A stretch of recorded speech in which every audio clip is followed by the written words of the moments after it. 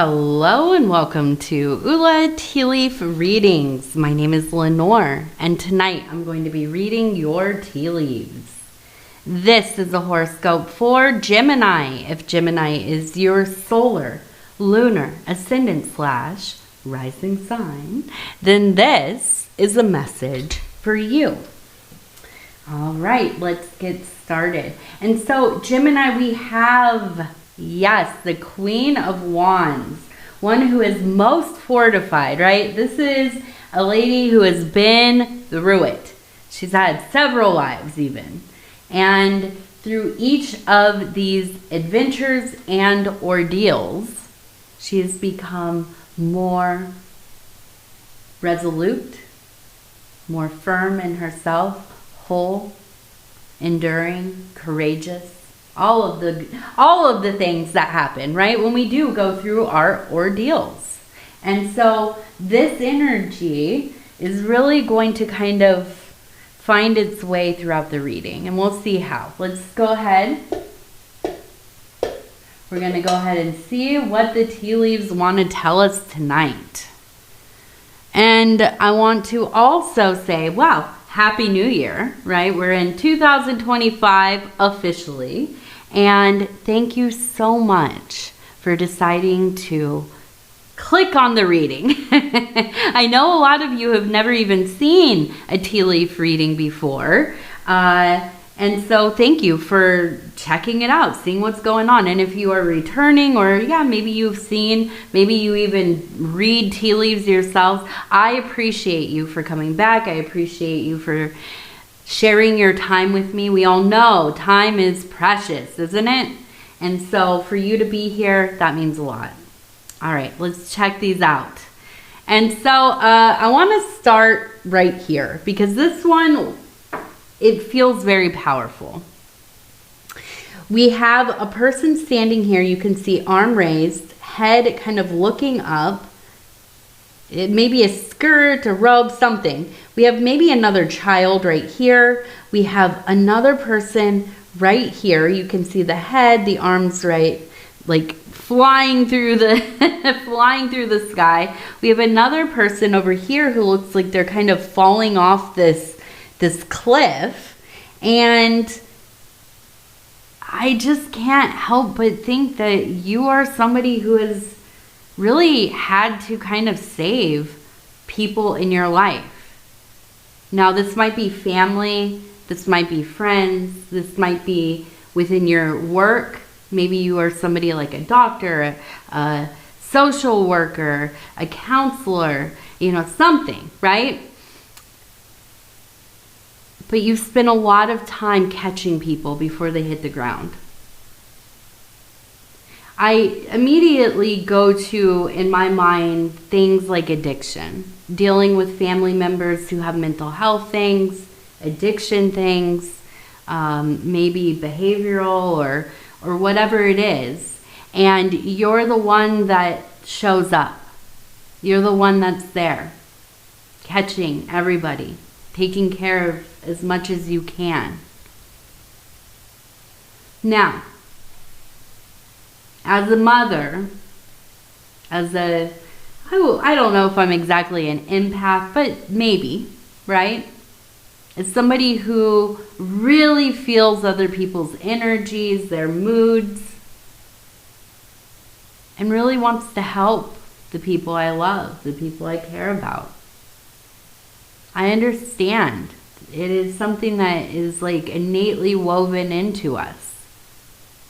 But it can also be something that is quite heartbreaking. It can be something that it depletes you.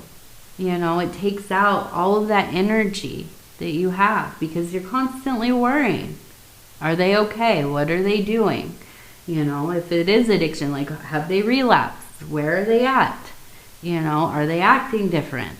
All of these things. And you never want to give up on somebody, but you also begin to get worn down. And honestly, I feel like for you, it's something that you won't give up. You're not going to give up on anybody. But there might need to be a moment where you stop and you consider, how is this affecting me? How is this affecting my kids? How is this affecting my relationships? How is this affecting my living situation, my work?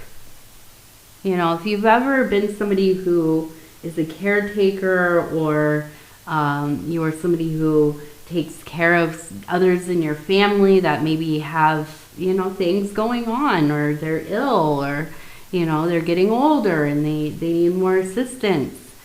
You know, it can be quite disruptive to your normal routines. And then you get so far out of those routines that it is routine to be constantly trying to fix things, trying to keep things, hold them together, always getting those phone calls, those texts.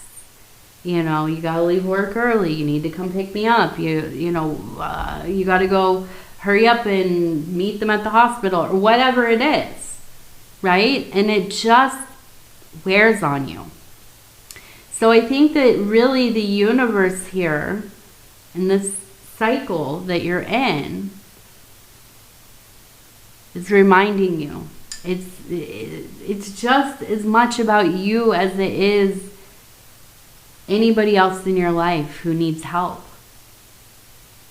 We can often lose sight of our own health, of our own, you know, mental well-being, of our own spiritual well-being, because we got to show up.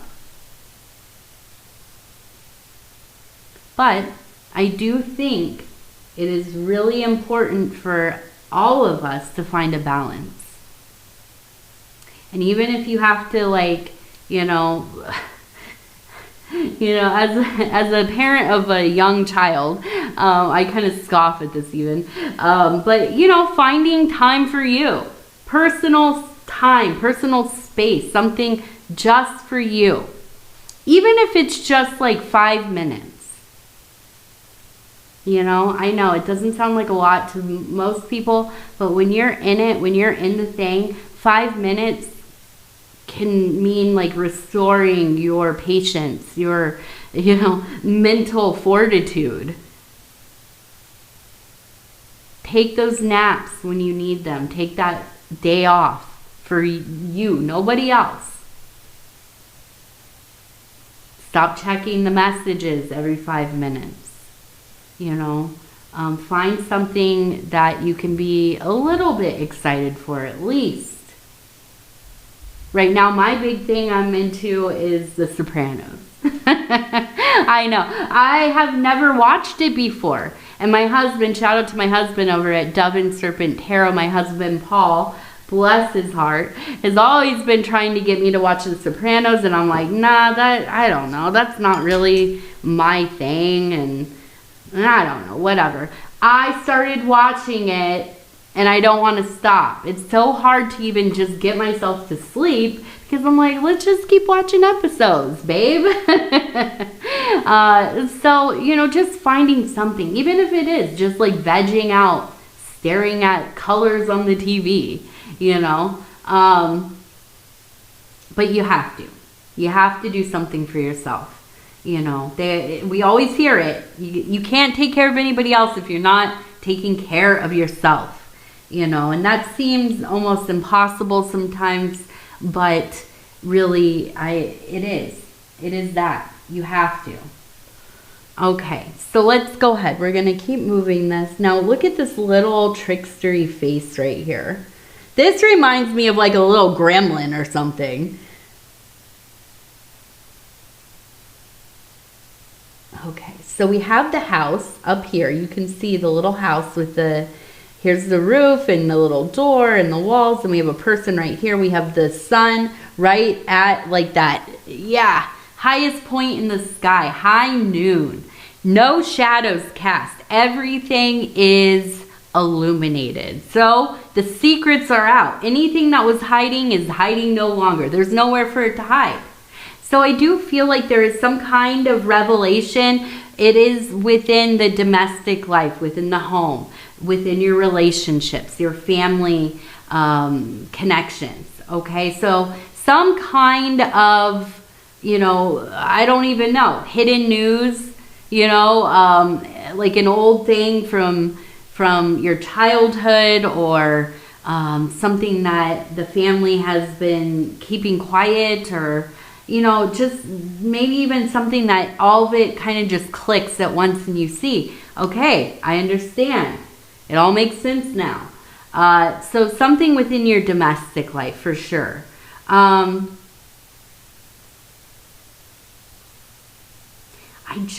we have it, looks like almost like a beanstalk right there. I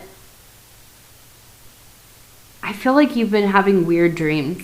And we do have this trickstery kind of entity kind of interacting with you. And probably some weird stuff going around or happening around the house. Maybe things getting moved or disappearing. Nothing important, because this is like a trickster energy. But just irritating. Like your keys were on the side table, now they're like shoved in the couch. How? Who knows? It's that thing. But I do also think that it's almost kind of a calling. I feel like this is like a gateway. It's almost like you're kind of beginning to perceive that some kind of phenomena is happening. Maybe it's some kind of haunting or oppressive energy, but I don't think so. It feels more like just a really silly, trickstery, almost like fae kind of entity that has taken an interest in you. And I see you kind of starting to notice it, and it's almost like you've unlocked something within yourself. And that kind of clairvoyance, that psychic ability, it is really beginning to show itself. Now, this can be kind of, off-putting, especially if it's later in life that these things start to happen, okay? You might start to think, am I losing my marbles? What is going on? You might not even want to talk to anybody about it, because it's like they're going to think, I'm losing it, basically. But I'm here to tell you that no, I feel like you have become almost kind of like ultra sensitive to the world around you, the comings and goings, the doings. And I think that crosses over from the dream world into your physical space, into your waking life. And so I don't have any great advice about this except to lean into it and write about it. Keep journals about these kinds of things. Write, lists or draw pictures about it, whatever it is. It doesn't have to be like in the traditional journaling format. No. It can be whatever works for you. I'm a list person. I like to just have words and little phrases and little doodles, and that's, kind of what my journals look like. But it could be whatever, But I do think it's important to document these kinds of phenomenon, because we forget. We forget the details. And something like this, your entrance into this part of the world, part of the universe, this perception rising, it will be important for you to maybe, kind of have notation about this, documentation about it. So if you start to see patterns emerging, or you come back to it and you start to see, okay, this is part of a larger picture, okay? So the magical journals, the dream journals, whatever kind of journaling you like to do, all important, okay? And I'm always going to push the idea of using these. But I feel like this is kind of, you are ascending. You are ascending. And we also have this kind of really beautiful, it looks like a deer. And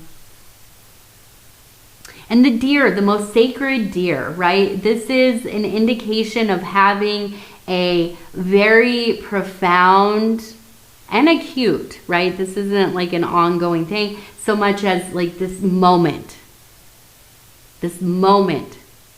the divine. I mean, it really just shows itself to you. Now, we can think of like in the Bible, within the Christian mythologies and writings and teachings, the idea of the angels showing up, revealing knowledge, giving advice, prophecy, this kind of thing. I'm not saying it's going to be exactly that, but it feels as profound as that for you.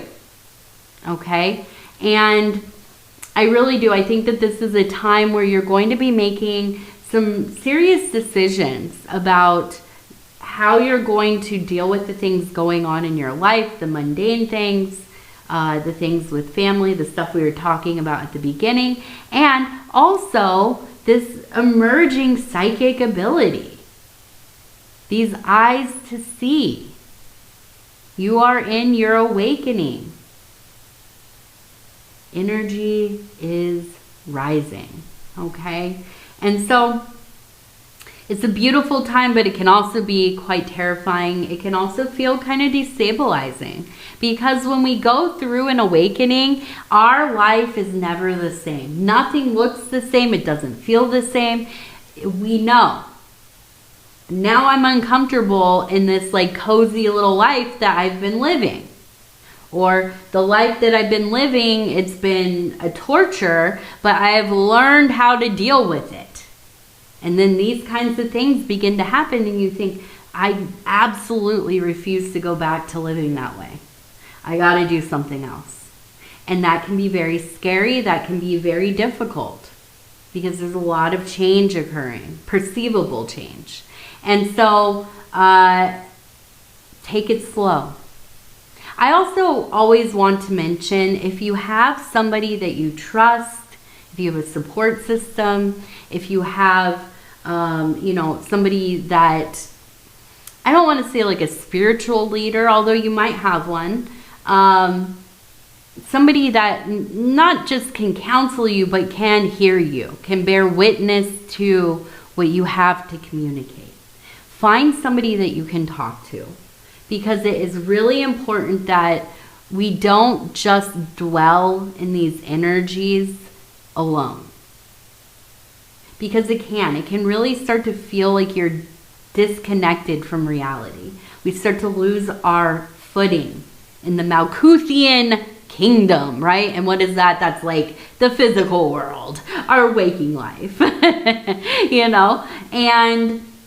I remember times when I was, oh my goodness, and whenever it starts to come about and I start to have a lot of really involved dreams, I start to have visitations in my dreams, I get into this mood where it's like, I just want to sleep because I want to be in there. I want to be having these wild and crazy and beautiful and terrifying experiences. I don't want to be in my waking life. This is boring. But you have to.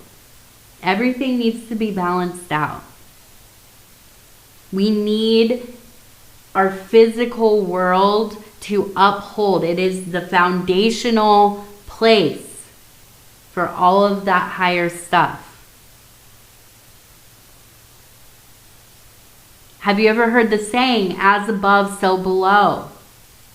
If you are living a life that is not for you, if you are living in a way that you do not like, it could even be just absolutely terrible. Like I said, like a torture. That will reflect into your higher work, into your psyche, into your spiritual sectors. And so we must work on creating the life, the world, the sacred space within our physical life so that we may do the higher work. Now, it doesn't have to be perfect. That's not what I'm saying. But it has to be a place that it fosters that magical stream of creativity, of that motivation, of that inspiration, of that ability to open your mind and open your heart so that you can receive that guidance, that revelation, that connection. All right, let's go ahead. We're going to see.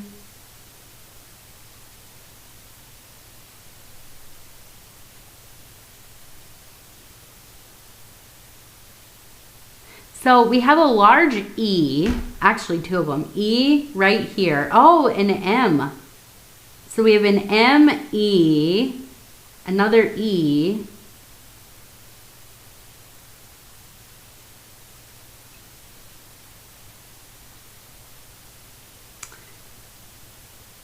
M-E-E. So I don't know exactly if that is all one word or if these are initials.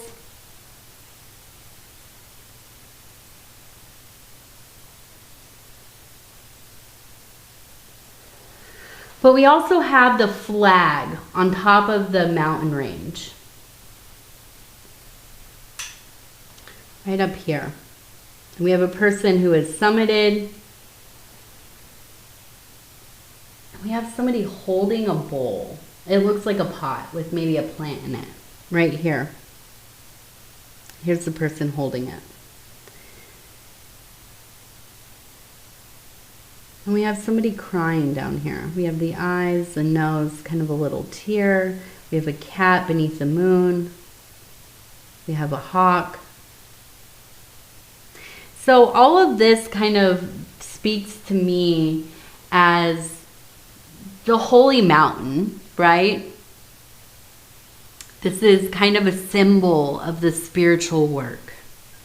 And with a flag on top, that means that you have gotten there. You get up to the top and you plant that flag, right? So I do feel like, you know, there is a desire to see some kind of output from all of this, some kind of recognizable progress, okay? What I will say is that patience is the most important. This kind of work, spiritual work, magical work, work within the occult or religious work, all of these things, they take time. It's not something we just snap our fingers and we're different. It takes time. It takes work. So slow your roll because you will get there. You absolutely will. We also have the cat and the moon. So there's a lot of creativity, but I also feel like at times there's a lot of unknowns, and you can get into your anxiety about that. Not knowing what's next, not knowing, you know, am I going to have the money to pay for this? Am I going to get this job? Is this relationship going to work out? You know, these kinds of core things that we all worry about, right? I feel like putting that energy into your creativity, okay? I know it's hard. It's easier said than done. But I do think that this is the perfect fuel for you to be getting into that creative streak, okay? Now, what else did we say? We saw the hawk. So the hawk is all about innovation, about a clear mind, about, you know, really being able to be in these high places and looking down and seeing the larger picture, planning, right? Making a plan. And so I do feel like I feel like it's like there's such a breakthrough coming for you. And maybe it's already happening. But we do have the people up here, the one with the pot. And I think that this is kind of very on the nose. This is like a very real thing. Go and plant something. Put it in your house if you have the ability to have plants in your home. Plant something, take care of it. It will have a spiritual bond with you. Whatever it is that you have, go find a tree or something at the hardware store, go save some sad flowers from Home Depot or whatever. You know, maybe you're like me, I have so many seeds. I have like a whole drawer, just so many different kinds of seeds. I garden though, that's part of why. I also just love to collect seeds wherever I go. And so maybe just finding something, let yourself be led, you know, to what you need to plant. But I think that this is something that will be very significant as a symbol of your spiritual work. Okay. All right. Let's see. Over here, we have, it looks like a wasp right here. A wasp. And I know they get such a bad rap. I have never, luckily, knock on wood, down in here somewhere, I've never been attacked by them. So I don't really bother with them, even though I do garden and I'm outside and I'm around all kinds of different wasps. Quite often, I don't mess with them and they don't mess with me. I don't know why. It's always been like that. Maybe I don't smell good or or whatever. They're like, nah, not that one. She's stinky. But the wasp to me is kind of like somebody who gets a bad reputation, but then when you get to know them, you're like, oh yeah, I like this person. Why did I ever listen to what people were saying? And so I'm looking at this and I also see the little heart. I see another little heart. We do have the moon again. So I feel like this is a person that maybe is a water sign. But I feel like there's a friendship or maybe a romantic connection. And as you get to know them more and more, realizing that like people just don't understand them. And I know as I'm saying it, I'm like, okay, all right. We've all heard this one before. We like, you know, somebody's like boyfriend or whoever, their fiance, and they're like always making excuses for their behavior and their attitude and whatever. And you're like, okay, but they really suck. You know, I mean, they suck, and I don't know why you don't see that. You know, I don't feel like this is that situation. I think that maybe this person is a little mysterious. Maybe they have nothing to do with your life. They just like kind of showed up out of nowhere and nobody knows them. So they're kind of like, I don't know, you know, who this person is or what's going on. Well, even like my husband, shout out to my husband over at Dove and Serpent Tarot. We dated online. I mean, we met online, right? And we dated long distance for a few years. Or a couple years. And I never told really that many people about it. I mean, if you saw my social media, you'd be like, oh yeah, that's like her dude. But yeah, I didn't really talk to anybody about him too much in my real life. And then he just moved in. And everybody was like, I mean, I said, okay, well, this guy that I've been dating and he's coming back out, you know, we're gonna move in together. And they're like, wait, who? You know, kind of maybe like a situation like that where everybody's kind of put on like high alert a little bit. They're like, wait a second, who is this person? You know, but it ends up being, they're such a sweetheart. They're a good person. They may seem a little scary or mean or off-putting or whatever, but you get to know them and you're like, this is like the sweetheart of life, right? And if you know my husband over at Dove and Serpent Tarot, I'll keep saying that over and over again. Yeah, Paul's a sweetheart, right? He's maybe not as sweet as he is in his readings. No, he is. I'm kidding. But yeah, definitely. Sometimes you just don't know. You don't know what somebody's going to be like. And they might seem quite different than they are. And sometimes it ends up being quite a blessing, right? So, anyways, let's go ahead. We're going to do our lucky numbers. 91. Number 91. 67, and 36. All right. Okay, and then we're going to end with our Wild Offering Oracle cards, and I'm just going to flip through, stop where it feels right.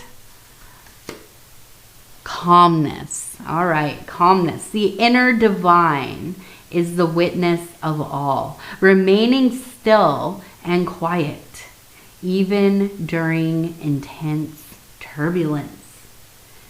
So take a deep breath. And then say, quiet my mind, dear Lord. May your peaceful calm take over. May your peaceful calm take over. If anybody needs this, you all Geminis do. No, I'm kidding. My daughter is a Gemini, and I'm a Virgo. So I'm a little bit, I have the same vibe sometimes. It's very hard to calm down and just let things happen, especially when they're turbulent. But you know, it's doable. It's doable.